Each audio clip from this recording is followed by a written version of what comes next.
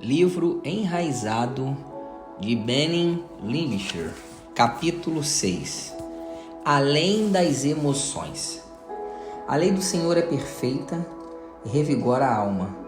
Os testemunhos do Senhor são dignos de confiança e tornam sábios inexperientes. Os preceitos do Senhor são justos e dão alegria ao coração. Os mandamentos do Senhor são límpidos e trazem luz aos olhos. Por elas o teu servo é advertido. Há grande recompensa em obedecer-lhes. Salmos 19, versículos 7, 8 e 11. A avó de Sadie tem 93 anos e ainda vive na mesma fazenda, em Vacaville, na Califórnia, onde cresceu. Primeira vez que visitei a fazenda, reparei em uma enorme laranjeira no meio do gramado, carregada de frutos maduros. Isso era novidade para mim, que cresci na cidade e não tinha árvores frutíferas no jardim. Então, me aproximei para admirar a árvore. Quando perguntei à vovó se poderia colher uma laranja, ela disse que eu poderia colher quantas quisesse. Arranquei uma e descasquei, inalando seu aroma cítrico e fresco. Quando coloquei o primeiro gomo na boca, parecia que estava comendo a laranja mais gostosa da minha vida. Foi a experiência mais perfeita de amadurecimento que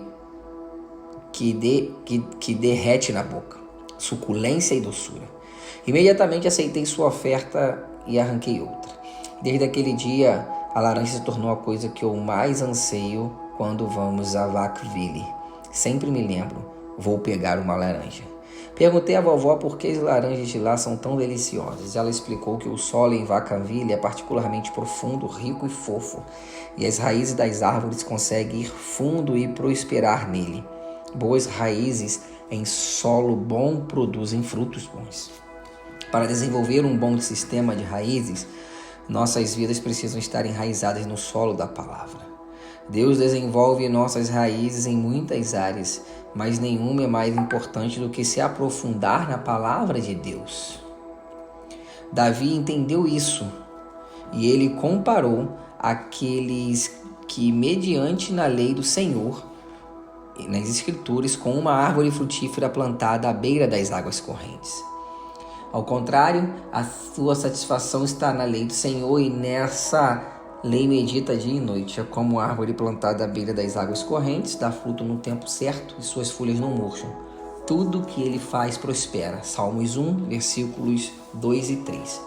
Satisfação e meditação vão, obviamente, além da mera leitura.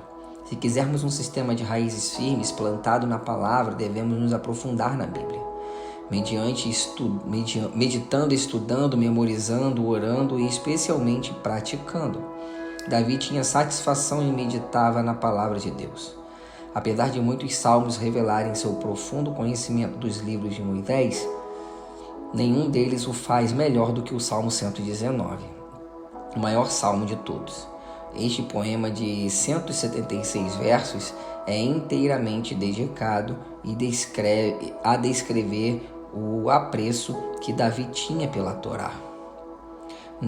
A lei de Deus é por todas as maneiras pelas quais ele o informou, fortaleceu, protegeu e guiou. Suas fundações foram construídas nas Escrituras. Como temos visto até agora, o sistema de raízes que Deus quer construir em nós é um sistema de completa confiança, dependência, intimidade e fé nele.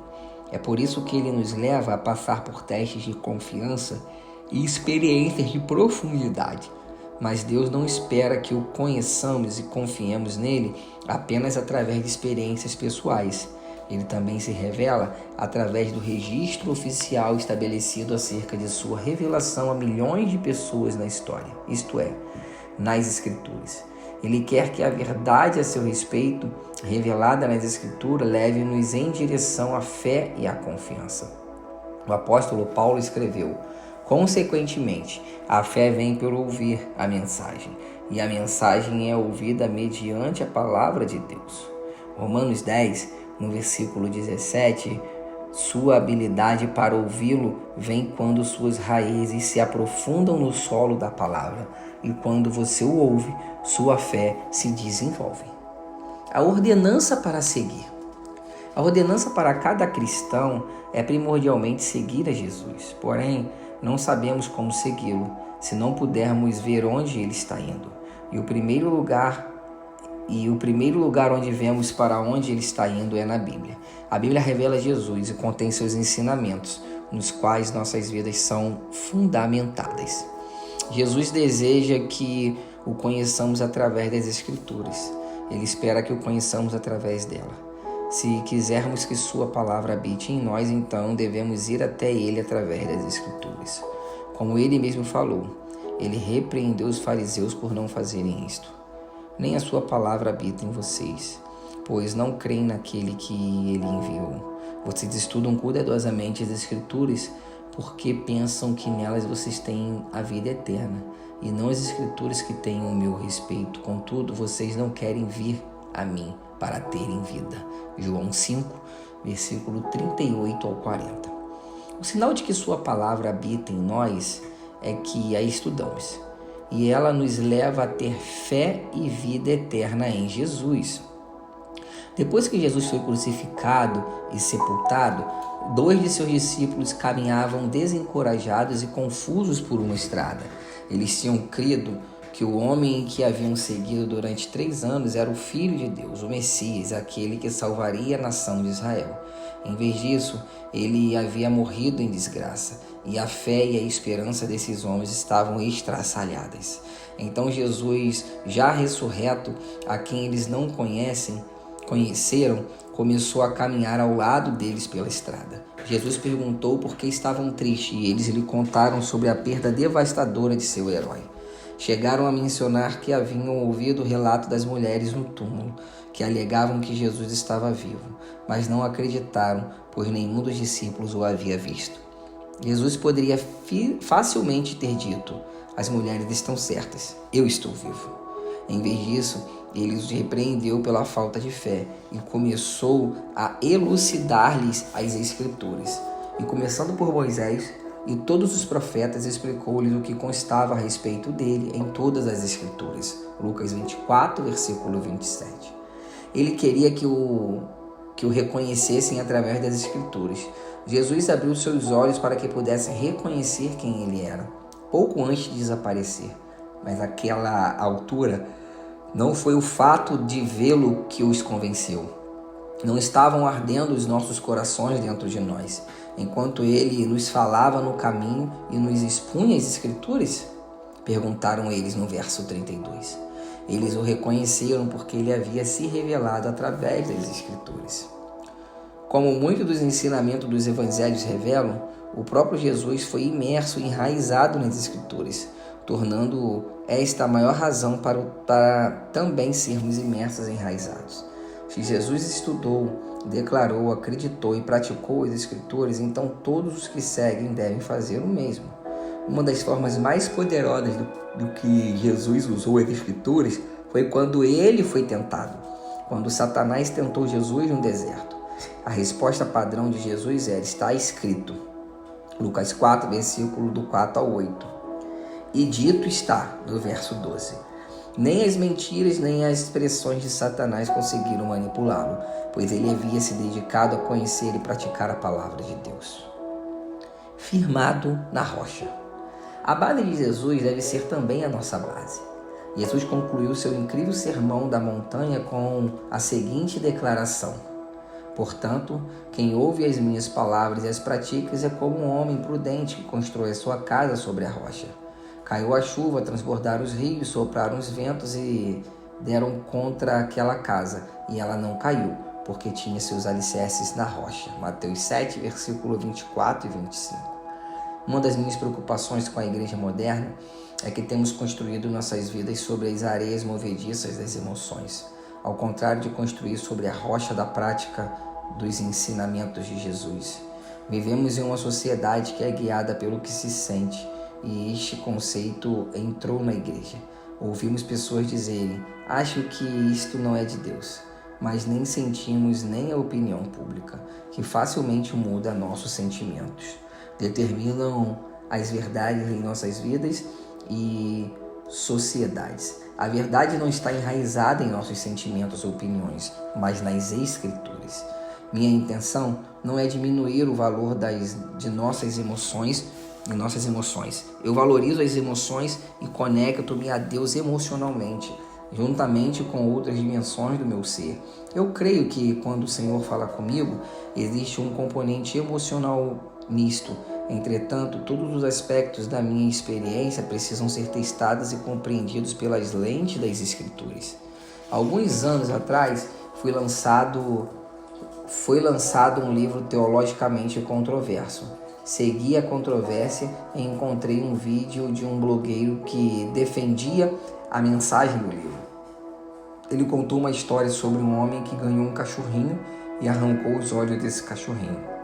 O blogueiro argumentou que, como não podia imaginar que uma pessoa boa fosse capaz de um ato tão cruel, ele também não podia imaginar que um Deus bom fosse capaz de atos cruéis, como enviar pessoas para o inferno. Esta era a sua defesa, a mensagem do livro. Lembro-me de me assistir o vídeo e pensar: eu não quero saber o que Deus faria ou não faria, quero saber o que as Escrituras dizem. O que nós imaginamos sobre Deus não deveria estar em nossas conversas. A Bíblia deve vir antes de nossos sentimentos ou imaginação. A pergunta padrão para quando olharmos qualquer área de nossas vidas ou da sociedade deve ser: o que a Bíblia diz sobre isso? Aprendi a fazer esta pergunta no final da minha adolescência. Eu cresci em ambientes bastante conservador, que se opunham ativamente ao agir do Espírito Santo. Na verdade, eles viam pessoas que diziam atuar nos dons do Espírito como endemoniadas. Eu não questionei essa crença até meus 17 anos, então encontrei o Senhor de maneira profunda e desenvolvi uma fome insaciável pela Bíblia.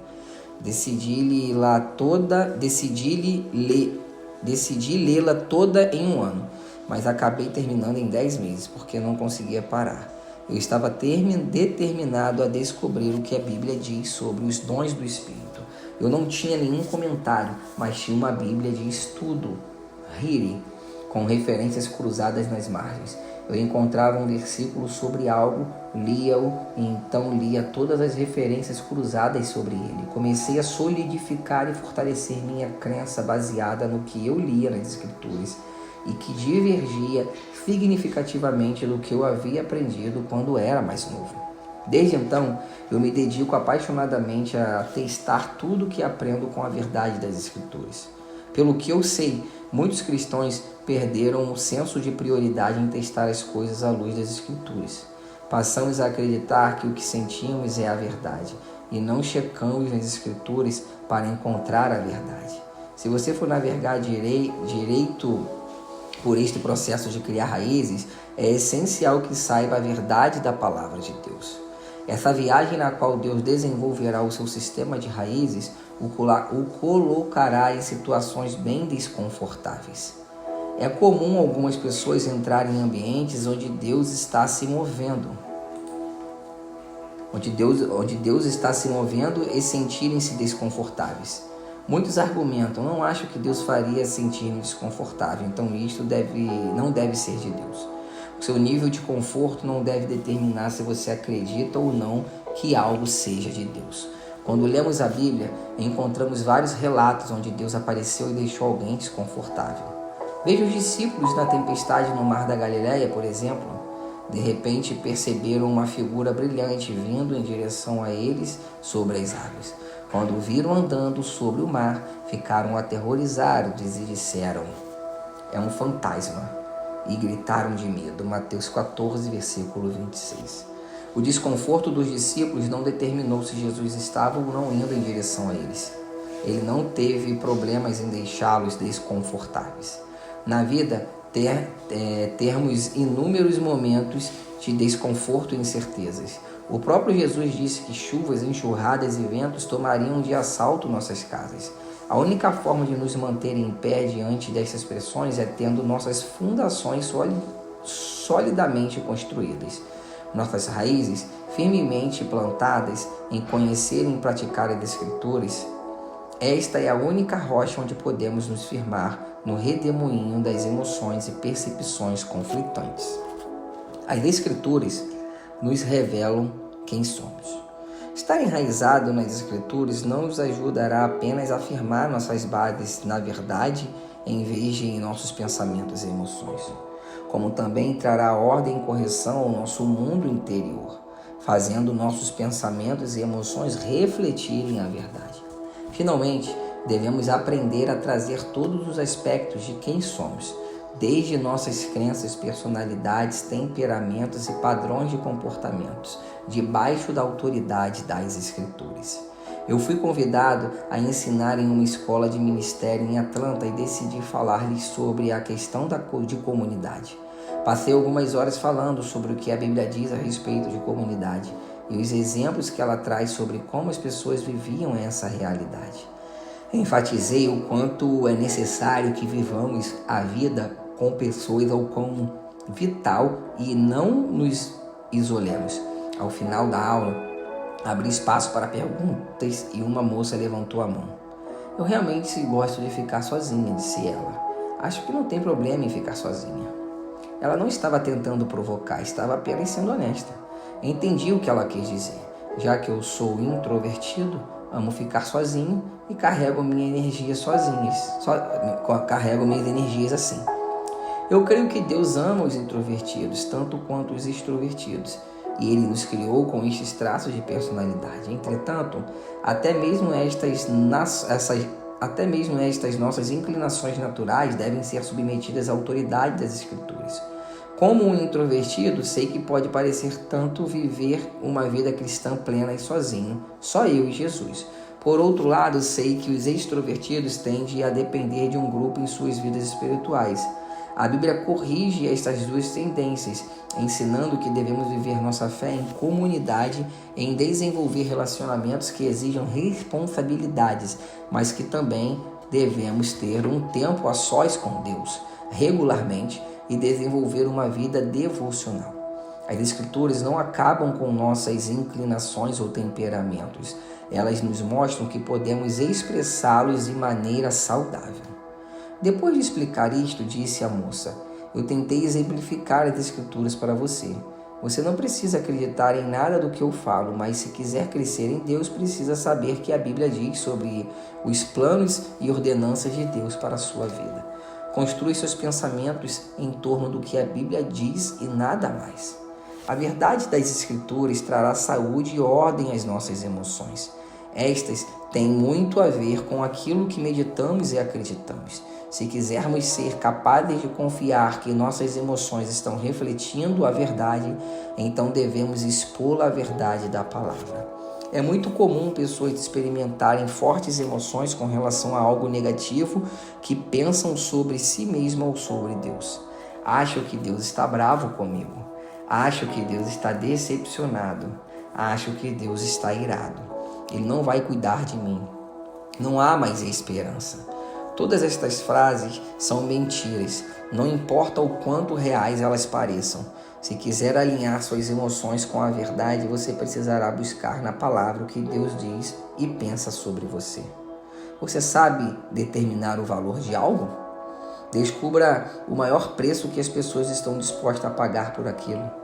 Se eu quiser saber quanto vale a minha aliança de casamento, eu posso perguntar para as pessoas: quanto você quer pagar por isto? A maior oferta determinará seu valor. Da mesma forma, quando lutamos para saber nosso valor, devemos olhar para as Escrituras e ver quanto Deus está disposto a pagar por nós. O preço pago foi tão imenso que não conseguimos imaginar. Ele pagou o preço de se tornar um de nós, servir-nos, sofrer por nós, morrer por nós e ressuscitar-nos com Ele. O testemunho do quanto Ele valoriza cada um de nós e o que Ele pensa sobre nós é impactante. Se quiser saber um bom lugar para começar a ler sobre isto, vá para Romanos 8. Portanto, agora já não há condenações para os que estão em Cristo Jesus. Sabemos que Deus age em todas as coisas para o bem daqueles que o amam, os que os foram chamados de acordo com seu propósito. Que diremos, pois, diante dessas coisas? Se Deus é por nós, quem será contra nós? Aquele que não poupou o seu próprio filho, mas o entregou por todos nós, como nós não juntamente com ele e de graça todas as coisas Mas em todas estas coisas somos mais que vencedores, por meio daquele que nos amou, pois estou convencido que nem mesmo a morte, nem vida, nem anjos, nem demônios, nem presente, nem futuro, nem quaisquer poderes, nem altura, nem profundidade, nem qualquer outra coisa na criação será capaz de nos separar do amor de Deus que está em Cristo Jesus, o nosso Senhor. Isto é apenas parte de um capítulo deste livro maravilhoso. E se isto não fizer sentir algo, você não está lendo direito. Deleite-se e medite nisto até que comece a ter este sentimento. E aí é aí que você vai perceber que suas raízes estão sendo plantadas na palavra. Pressão dos colegas. Quando estávamos em Chicago, anos atrás, eu realizei o sonho de assistir a um jogo da base de beisebol no estádio Wrigley Field. Foi uma experiência fantástica, definitivamente à altura das minhas expectativas, mas durante o jogo eu testemunhei uma das situações de pressões mais intensas que já vi. Há uma tradição em Wrigley que quando um adversário joga a bola na arquibancada, quem pegar a bola deve jogar de volta ao campo com uma provocação. Não me lembro em qual parte da disputa estava, mas um dos jogadores visitantes lançou na arquibancada à esquerda. Os olhos dos 40 mil torcedores se viraram para aquela direção. Eu não conseguia ver o que estava acontecendo do meu lugar na parte superior, mas aparentemente alguém pegou a bola, pois a torcida toda começou a gritar: joga de volta, joga de volta, joga de volta. Segundos se passaram e a pessoa com a bola não a lançava de volta. Os gritos continuaram mais um pouco e então, de repente, transformaram-se em um coro de vaias. Nunca ouvi nada igual. Aquelas vaias eram ensurdecedores. O pobre torcedor se segurou por 15 segundos. Então, com a tensão chegando ao seu ponto máximo, todos viram uma bolinha indo direto para dentro do campo e o lugar explodiu. 40 mil torcedores indo à loucura por terem conseguido fazer aquela pessoa jogar a bola de volta. Nossa sociedade é muito dura quando se trata de crenças. Existe muita pressão para nos convencer do que é verdade, e ela é sempre baseada em sentimentos. Não sinto que isso seja de Deus. Não consigo imaginar um Deus que faz essas coisas, que fizesse isso. Se não tivermos nossas raízes firmadas nas Escrituras, estaremos encrencados quando a pressão dos colegas quiser nos convencer do que é verdade. Um dia acordaremos e perceberemos que deixamos de seguir a Jesus e passamos a seguir vozes da multidão. Se nós não devemos somente resistir às pressões da sociedade, como também devemos fazer a força contrária com a influência do reino, o que é a nossa obrigação. Então precisamos aprofundar nossas raízes na palavra. A ordem para liderar. A ordem para seguirmos a Cristo é também uma ordem para liderar.